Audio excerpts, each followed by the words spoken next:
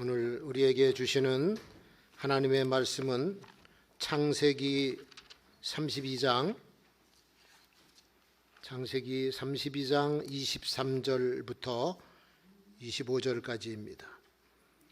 그들을 인도하여 시내를 건네며 그 소유도 건네고 야곱은 홀로 남았더니 어떤 사람이 날이 새도록 야곱과 씨름하다가 그 사람이 자기가 야곱을 이기지 못함을 보고 야곱의 환도뼈를 치매 야곱의 환도뼈가 그 사람과 씨름할 때 위골되었더라. 아멘. 산 넘어 산이라고 하는 말이 있죠. 한 문제, 어려운 문제를 해결하고 나니까 그 다음에 또 문제가 눈앞에 와 있어요. 심지어는 그 문제가 앞에 것보다 더 큰 경우가 있습니다. 지금 야곱의 상황과 형편이 그런 형편인 것 같아요. 외삼촌과의 문제를 해결하고 잘 떠나왔는데 또 다른 큰 문제가 눈앞에 있습니다. 그게 쌍둥이 형 에서와 대면하는 문제예요. 자기가 원수를 만들어 놓고 떠났던 그 에서와 만날 생각을 하니까 이거는 진짜 어마어마하게 큰 문제가 아닐 수가 없습니다. 그래서 야곱이 베델로 돌아가는 길, 하나님의 약속을 따라서 베델로 돌아가는 길에 두 가지 큰 문제가 바로 그 라반 외삼촌 문제고 형 에서의 문제입니다. 그런데 이제 앞에 문제는 해결이 됐어요. 라반의 집에서 이제 떠나서 길을 가는데 누굴 만나냐면 여호와의 사자들을 만납니다. 그 여호와의 사자를 만나면서 이들이 여호와의 군대다라고 이렇게 그 야곱이 이름을 지어서 그들을 만난 장소를 마하나임이다라고 하는 이름을 붙였습니다. 지금부터 나는 혼자가 아니로구나. 왜? 처음에 떠나올 때는 여호와의 사자를 만난 적이 없는데 돌아갈 때 그 사자들을 만났거든요. 그러니까 하나님이 나를 도와주시려고 군대를 보내셨다라고 하는 그런 믿음을 가지고 나를 보호해 주는 이가 있고 나는 혼자가 아니다라고 하는 용기를 갖게 하는 그런 만남이 바로 이 마하나임에서 만난 여호와의 사자들입니다. 뭐 그들이 야곱 옆에서 그냥 행진을 같이 해준 것도 아니에요. 만나고 헤어졌어요. 그런데 그 기억이 야곱으로 하여금 용기가 되고 큰 의지가 되는 만남이었던 거죠. 그럼에도 불구하고 형 에서의 문제는 너무 크기 때문에 거리가 점점 가까워질수록 야곱의 마음에는 초조함, 두려움 이런 것들이 지배하기 시작한 겁니다. 내가 형을 만나기 위해서 어떤 행동을 해야 될까? 틀림없이 나를 위협하고 틈이 보이면 나를 공격해 올 텐데 어떻게 하면 저 위험을 벗어날 수가 있을까? 아마 고민 많이 했을 거예요. 그래서 나로서도 무슨 특단의 조치를 취해야 되겠구나 하는 이제 강박감에 사로잡혀 있는데 세일산에 거주하고 있던 형 에서에게 먼저 사람을 보냅니다. 자기 종들 중에서 똑똑한 녀석을 골라서 예물과 함께 보내요. 보내면서 내 말을 잘 전해라. 그동안 내가 형인 품을 떠나서 외삼촌 집에 붙어서 고생을 많이 하고 얻은 재물 중에 조그만 선물을 가져왔으니 형님의 은혜를 구한다라고 하는 그 얘기를 좀 잘 전해다오. 그리고 보냅니다. 탐색전 하자는 얘기예요. 탐색전. 그래서 보냈더니 종들이 돌아와서 전하는 말이 당신 형 에서가 400명을 거느리고 당신을 만나려고 지금 오고 있는 중이요. 그리고 전가를 하는 겁니다. 아니 동생 만나러 올 때는 뭐 그렇게 많은 인원이 필요치 않잖아요. 뭐 가족이 온다든지 종 몇 명 데리고 오면 되지. 이렇게 많은 숫자의 사람들을 데리고 온다고 하는 것은 틀림없이 자기를 공격하려고 하는 의도가 있다. 이렇게 판단한 겁니다. 그래서 이 야곱이 전략적인 방법을 이제 강구합니다. 그게 뭐냐면 재산을 지키겠다는 얘기예요. 자기의 그 많은 가축을 두 떼로 나누어서 한쪽을 치면 한쪽은 그래도 피해보지 않게 해보겠다라고 하는 그런 속셈이야. 그런 전략이죠, 전략. 그래서 나중에 이제 아내들과 자식들도 최종적으로 이제 어떻게 배치를 할 것인가도 다 머릿속에 구상하고 있어요. 그러면서 그렇게 소유를 둘로 가려놓고 9절부터 11절에 하나님께 기도합니다. 하나님, 제발 내 형의 손에서 나를 구원해 주세요. 얼마나 두렵고 얼마나 초조했으면 이런 기도를 했을까. 하나님 앞에 절박한 기도를 한 겁니다.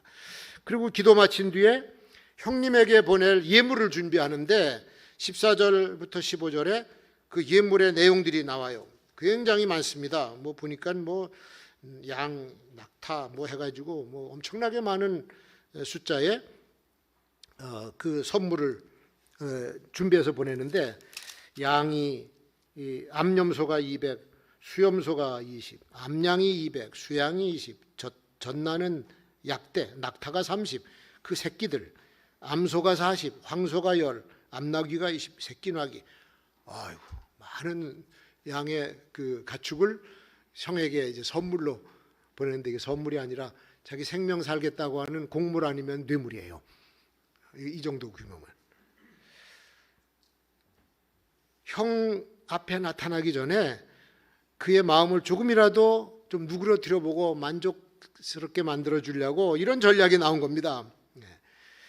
그래서 형에게 보내는 가축을 야복 강으로 건너서 형 쪽으로 건너보내고, 그리고 다시 자기 가족들하고 자녀들과 좀 더 밤을 지내고 자정이 지나서야 이제 아내들 데리고 아들들을 데리고서 야복강을 건너서 강 저쪽에다가 데려다 놓고 자기는 도로 건너와서 이쪽에 혼자 있는 거예요.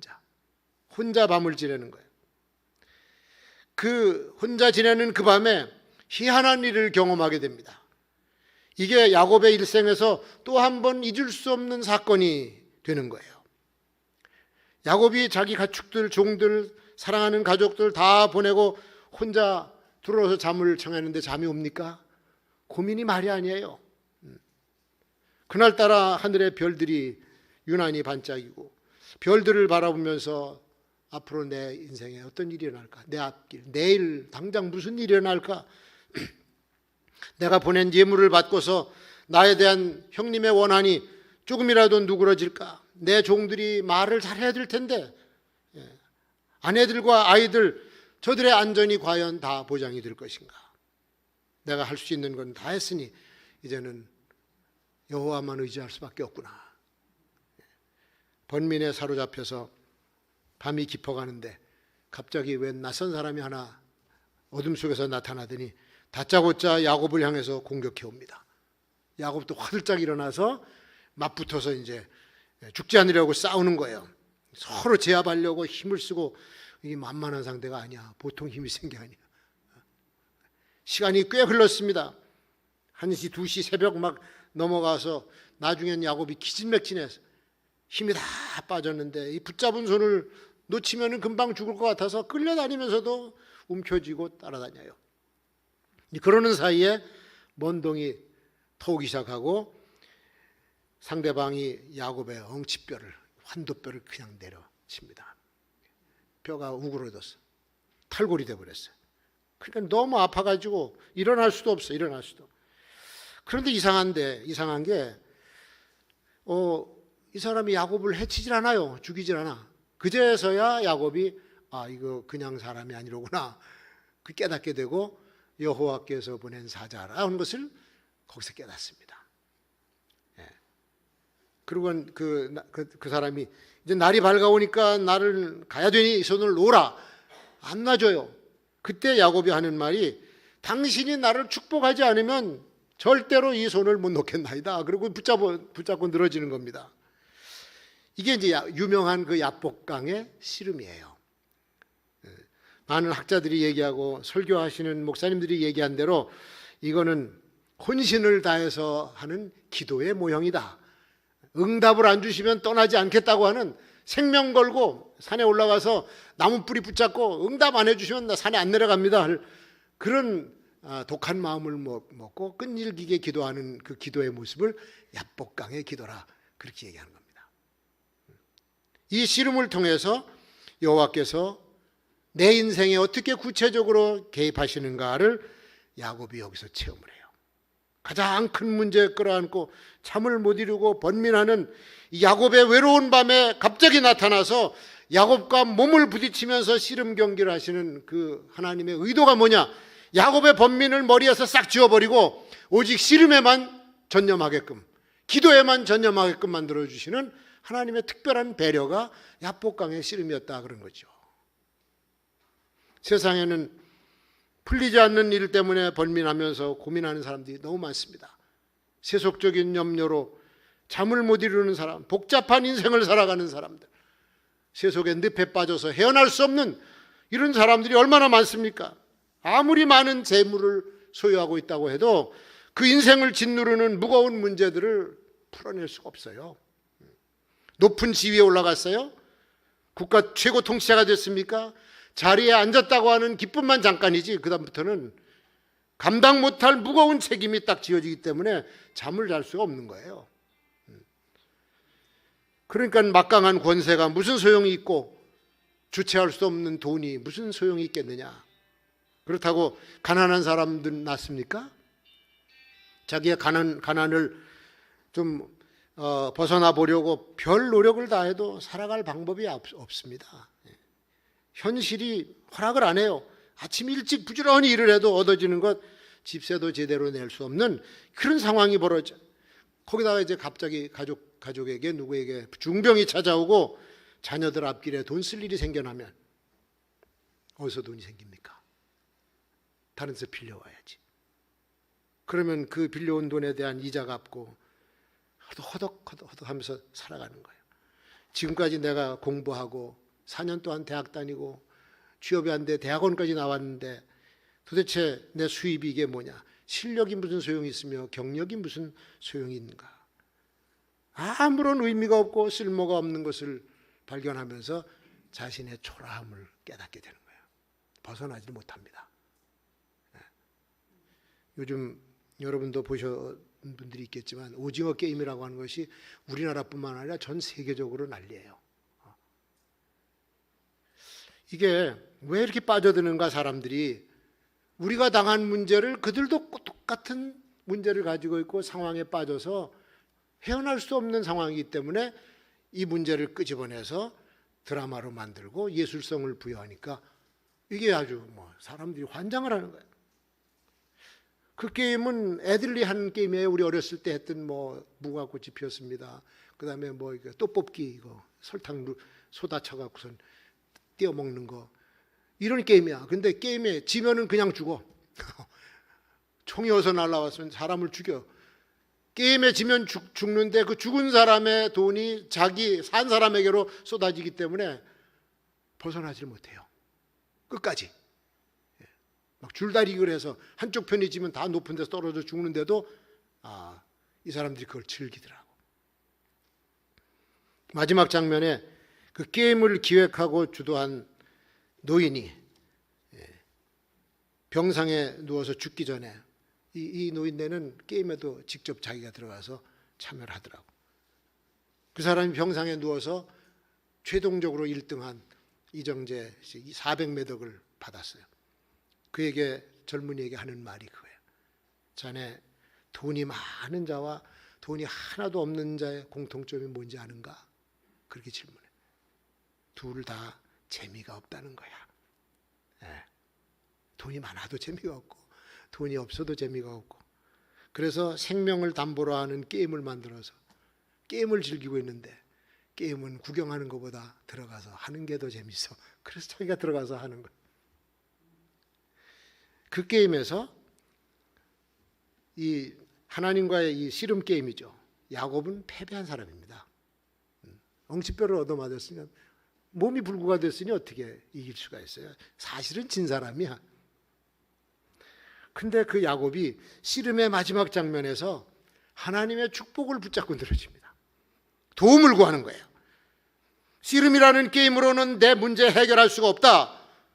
그러나 하나님이 도와주시면 할 수 있다. 그래서 하나님의 축복을 끝까지 붙잡고 늘어지는 것이 야복강의 씨름 아닙니까? 거기서 하나님을 또 다른 하나님을 만나는 거죠. 내 인생에 개입해 들어와셔서 나와 게임을 하시지만 결국은 축복해 주려고 오신 하나님. 오늘도 그 하나님이 우리를 찾아오신 줄로 믿습니다. 그리고 밤새 씨름하던 여호와의 사자가 떠나기 전에 야곱의 이름을 물어요. 내 이름이 뭐냐? 몰라서 묻습니까? 야곱입니다. 그러니까 너 다시는 내 이름을 야곱이라고 부르지 말고 이스라엘이라고 부르거라. 그 이름의 뜻은 하나님과 겨루어서 이겼다는 뜻이다. 이스라엘이라고 하는 새 이름을 주세요. 이 히브리 사람들에게 있어서 이름이라고 하는 것은 굉장히 중요한 그 요소입니다. 그 사람의 정체성이자 그의 인생의 소망이 달려있는 것이고 그 인생의 여정을 반영하는 게 이름이에요. 그러니까 아버지가 아들의 이름을 지을 때 그냥 안 지어줘요. 그런 인물이 될 것을 기대하면서 이름을 지어주는데 뭐 다른 종족도 마찬가지고 우리도 마찬가지죠. 우리도 아들, 딸들한테 이름 지어줄 때 그냥 아무렇게나 개똥이, 소똥이 이렇게 지어줍니까? 옛날엔 그랬어요. 마지막 낳아서 끝순이 뭐 이런 식으로 지어줬는데 이거 아들을 기대했더니 딸이 나왔구만. 서운이, 섭섭이 뭐 이렇게 지어줬어. 요즘은 안 그렇잖아. 애 낳으면은 그 아이의 미래를 생각하면서 이런 아이가 됐으면 좋겠다. 창대하게. 복이 많은 아이 뭐 이렇게 지어주잖아. 근데 이름대로 됩니까? 어떤 때는 그 이름과 정반대로 되는 수도 있어. 야곱이라고 하는 이름은 약삭빠른 이름, 탐욕스러운 이름, 속이기 잘하는 특성을 담고 있는 이름입니다. 형의 발뒤꿈치를 잡은 아이 뜻이 그래. 아니 왜 형의 발뒤꿈치를 움켜줬을까? 갓난쟁이가 뭘 안다고? 아무리 갓난쟁이고 태어나지도 않은 애기지만 누가 내 앞에 나가는 것을 허락지가겠다는 얘기야. 붙잡고 늘어지는 거야. 쌍둥이라도 내가 너보다 앞서야지 네가 나보다 앞서 나가는 것은 용납하지 않겠다. 그 이름이 야곱이에요. 그 이름이. 요즘에 이런 야곱들이 얼마나 많습니까? 많은 사람들이 이런 성향을 가지고 세상을 살아가고 있잖아요. 남이 잘 되는 것을 못 봐요. 자기가 주도권 잡아야 되고 자기 주장이 관철돼야 되고 남이 그를 인정해서 그 자리에 앉혀주는 것이 아니라 남을 끌어내리고서라도 자기가 올라가야 직성이 풀리는 사람, 그 이름이 야곱입니다. 그렇게 되려면 늘 싸워야 돼요. 싸움이 그치질 않아. 경쟁에서 이겨야 돼요. 남에게 절대 양보하지 않고 남에게 져서도 안 돼. 내 자존심이 허락을 안 해. 형의 장자권도 이미 정해진 겁니다. 태어날 때부터. 근데 그것도 뺏어서 지 것으로 만들고 많은 이 아주 집착과 집요한 성격의 사람이 야곱, 그 이름이 야곱이라는 거예요. 자기 목적 달성을 위해서는 얼마든지 남을 속일 수도 있고 자기 그 목적 달성하기 위해서 얼굴에 철판 깔고 부끄러움, 수치스러움도 상관없이 부당한 짓, 야비한 짓까지 서슴지 않는, 그리고 자리를 차지하면 그때부터는 전횡을 휘둘러 남이 아니라고 해도 자기식으로 하겠다는 거예요. 그 이름이 야곱입니다. 야곱 많지요. 근데 하나님께서는 야곱이라고 하는 이름이 마음에 안 들으셨어. 왜? 언약의 자녀에게는 야곱이라고 하는 이름이 맞질 않아. 욕심스럽고 고집스럽고 야비하고 약삭빠르고 이기적이고, 그거는 언약의 자녀의 모습이 아니에요. 그러니까 하나님께서 이름을 바꿔주신 거야. 직접 지어주셨어요. 이스라엘. 하나님과 겨루어서 이겼다. 하나님께 간구해서 응답을 받았다. 그런 뜻 아닙니까? 하나님과 겨루어서 이긴 사람, 끈질기게 붙잡고 자기의 뜻을 하나님을 통해서 이루는 절대 믿음의 사람, 이스라엘. 그래서 지금부터 야곱은 더 이상 자기의 이름을 안 쓰고 이스라엘이라고 하는 이름을 쓰는 거죠. 요한계시록에 보면은 새 이름이라고 하는 구절이 두 군데 나와. 하나는 버가모 교회 사자들에게 보내는 말씀에서 귀 있는 자들은 성령이 교회들에게 하시는 말씀을 들을지어다. 이기는 그에게는 내가 감추었던 만나를 주고 또 흰 돌을 줄 터인데 그 흰 돌 위에 새 이름을 기록한 것이 있나니 받는 자밖에는 알 자가 없다. 새 이름, 축복의 이름을 흰 돌에다 새겨준 거예요. 그리고 빌라델비아 교회에 보내는 말씀에서는 이기는 자는 내 하나님 성전의 기둥이 되게 하리니, 그리고 쭉 뒤에 가서 내 하나님의 이름과 하나님의 성 곧 하늘로서 내려오는 새 예루살렘의 이름과 나의 새 이름을 그 위에 기록하리라. 그러니까 기둥에다가 또 새 예루살렘에다가 전부 야훼라고 하는 이름이 아닌 새 이름을 붙여준다는 얘기예요. 하나님도 새 이름, 하나님이 거하시는 그 도성도 새 이름, 거기 들어가는 성도들도 새 이름. 그래서 이 새 이름은 새로운 인생을 의미하는 거예요. 누구든지 그리스도 안에 있으면 새로운 피조물이라. 이전 것은 지나갔으니 더 이상 없어요. 보라, 새 것이 되었도다. 이제부터 야곱의 인생은 야복 강물에 던져버리고 이스라엘이라고 하는 새 이름을 가지고 새롭게 출발하는 변화된 인생이 되는 것이죠. 그리고 거기서 하나님의 얼굴을 배웠다고 해서 그곳 이름을 브니엘, 엘 하나님, 브니 얼굴, 브니엘에서 받은 새 이름 이스라엘이라고 하는 이름이 오늘날 히브리 민족의 국가의 이름이 됐어요. 새로운 인생, 변화된 인생을 살면서 축복의 삶을 영위하시기를 주의 이름으로 축원합니다. 자, 이제 세 번째 마지막으로 보면은 사실 이제 야곱으로서는 힘도 없고 아무것도 못해. 아무것도 할 수 없는 형편이 되어버렸습니다. 아침에 일어나 보니까 에서가 저 멀리서 400명을 거느리고 오는 게 보였어요. 그래서 야곱은 거기서 이제 드디어 자기 가족을 배치합니다. 아, 이거 보면 재밌어요. 제일 먼저 전방에 누굴 보내냐면 여종 빌하와 또 그 누구예요? 그 두 여종들과 거기서 난 아들들을 맨 전방으로 보내고 그 뒤에 누굴 보내냐면 별로 좋아하지 않았는데 결혼했던 첫째 딸 레아, 거기에 이제 4명의 아들들 뭐 르우벤과 그 두 제 2선에 중간쯤에 배치하고 맨 뒤에 후방에 누굴 주냐면 자기가 가장 사랑했던 라헬과 요셉 딱 놔둬. 그림을 다 봐도 속이 다 들여다 보이잖아. 죽어도 싫은 미워하는 종들부터 다 죽이고 제일 사랑하는 건 도망치도록 놔두겠다. 그런 전략이죠. 이게 참 이게 여차하면은 첫째 레아도 버리는 거야. 첫째 부인도. 그리고 사랑하는 라헬과 요셉만큼은 살게 하겠다. 여전히 얕은 꾀를, 하나님을 만나고 새 이름을 받았어도 성격이 변하나 안 변해요. 여러분, 성품 안 변합니다. 인간 성격이 변한 줄 아세요? 그러니까 변할 것을 기대를 하면 안 돼. 평생을 살고 남편 아내로 살았어도 남편 고쳐보려고 애를 쓰고 아내 고쳐보려고 별 애를 쓰지만 다 헛수고야. 안 변합니다. 안 변해요. 그냥 그러려니 하고 쳐다보면서 살면 돼. 그러니까 대처하면서 하는 거지 사람 안 변해요. 그래서 이 변하지 않는 속은 변하지 않았어. 이름은 새로웠죠. 그래도 이제부터 누가 역사하시냐? 하나님께서 역사하시는 시간이에요. 하나님께서. 야곱은 이미 환도뼈가 빠져가지고 쩔룩쩔룩하고 걸음도 제대로 못 걸어. 근데 그런 몸으로 형을 어떻게 만나서 형이 공격하면 방어를 하고 싸웁니까? 도망도 못 쳐요. 도망도. 야곱의 인간적인 한계는 이미 넘어간 상태예요. 아무것도 못해요.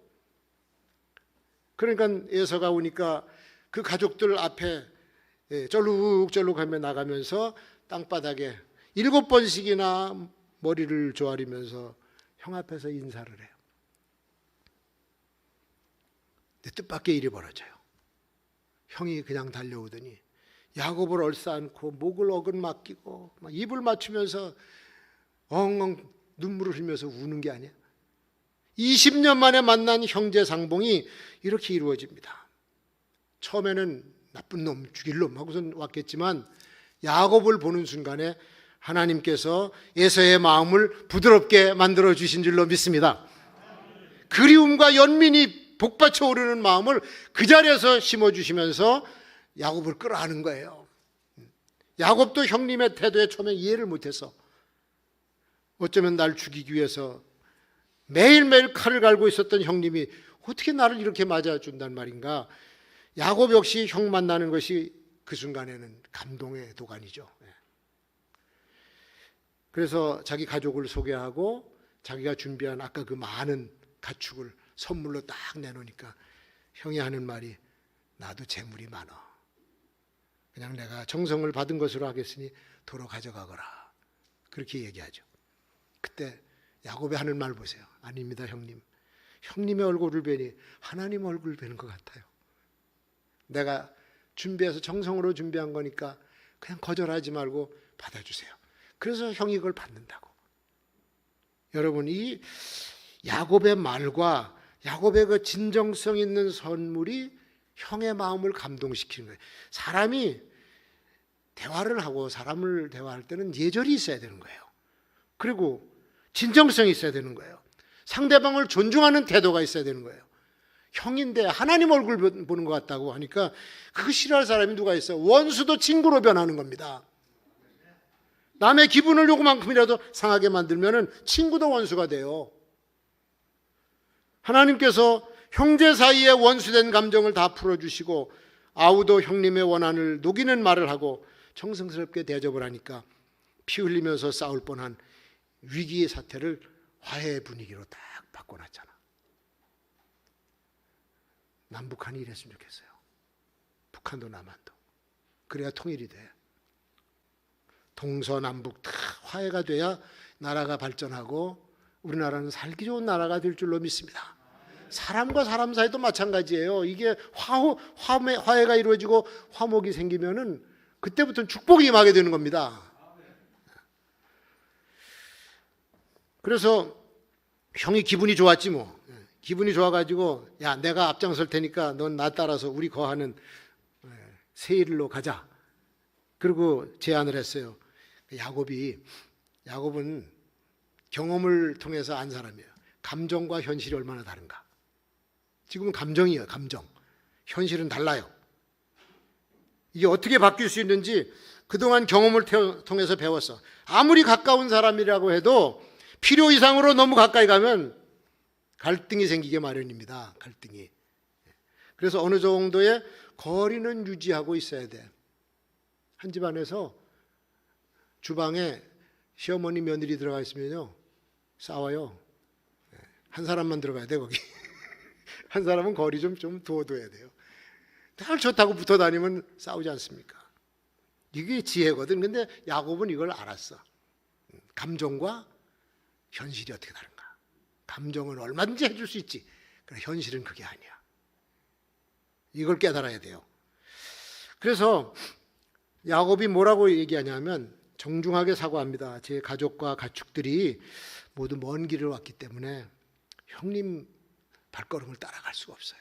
보조를 맞출 수가 없으니까 먼저 가시고 세일로 가시면 제가 천천히 따라가서 형님을 만나겠습니다. 이렇게 대답을 하고 거기를 안 가죠. 숫곳이라는 곳에 가서 거기서 짐승을 위해서 우리를 짓고 거기 거처하다가 최종적으로 가나안 땅으로 가요. 처음에 가려고 했던 가나안 땅, 그 세겜이라고 하는 곳에 가는데 그 세겜이 수가성 여인이 우물이 있는 곳이 세겜이에요. 아주 지형적으로 3개 그 도로가 딱 마주치는 거기에 딱 정착을 하고 거기서 하나님을 위해서 제단을 쌓아요. 여호와를 위해서 제단을 쌓고 제단의 이름을 에렐로의 이스라엘, 하나님, 이스라엘의 하나님이라고 다 거기다 제단의 이름을 붙였어요. 내 인생 여정에 함께 하셨던 하나님, 내가 번민에 빠졌을 때 찾아오셔서 씨름으로 게임하시면서 번민을 물리치셨던 하나님, 새 이름을 지어주시면서 내 인생의 방향을 다시 한번 전환시키시고 이끌어주신 하나님, 원한 맺힌 형제관계에 개입하셔서 두 사람을 화목하게 해주신 이 하나님을 기억하면서 그 하나님이 내 하나님이다, 에렐로이 이스라엘 하고 제단을 딱 세우는 거죠. 영원히 기억하고 싶어서. 그 하나님이 저와 여러분의 남은 인생에 에렐로이 이스라엘 하나님으로 남아 있으시기를 주의 이름으로 축원합니다.